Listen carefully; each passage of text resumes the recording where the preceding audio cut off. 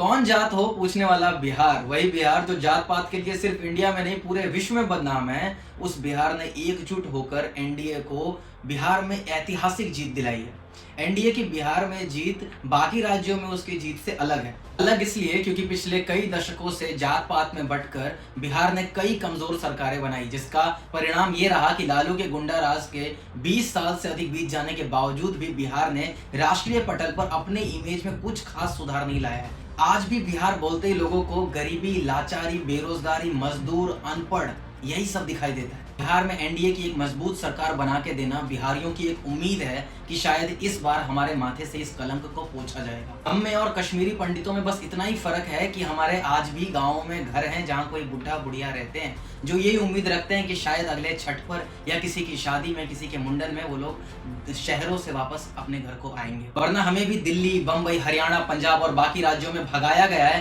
कभी गुंडा राज से बचने के लिए तो कभी घर के लिए दो रोटी कमाने के लिए। किसे अच्छा लगता है अपना घर छोड़कर दिल्ली, बम्बई, दूसरी जगह रहकर अपना पूरा दुनिया बनाना, अपना संसार बनाना।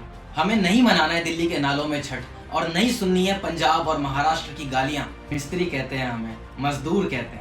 जी हाँ, मजबूरी में हमने मजदूरी करके इस देश को तो बना दिया, लेकिन क्या ये देश हमें इस मजबूरी के दलदल से निकाल सकता है?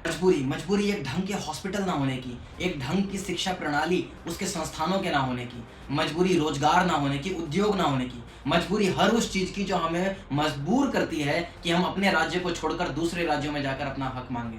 और हम दूसरे राज्यों में जाते हैं, अपनी दुनिया बनाते हैं, वहाँ मेहनत करते हैं, और मेहनत करने के बाद जब हम वहाँ अपना हक मांगते हैं तो वो लोग कहते हैं कि हम उनका हक छीन रहे हैं। अरे नहीं चाहिए हमें दूसरे का हक। बिहार ने राष्ट्र को जन्म दिया है और फिर से दे सकता है, लेकिन कम से कम हमारे हक की चीज तो हमें मिले। इस एनडीए सरकार से यही रिक्वेस्ट है कि सर हमें किसी और का कुछ मिले ना मिले, लेकिन ईमानदारी से, बिना भ्रष्टाचार के, बिना किसी लूट मार के हमें हमारे हक की चीज दे दीजिए। हमें ढंग के hospitals, schools, colleges, jobs, industries, ये सब चीजें दे दीजिए।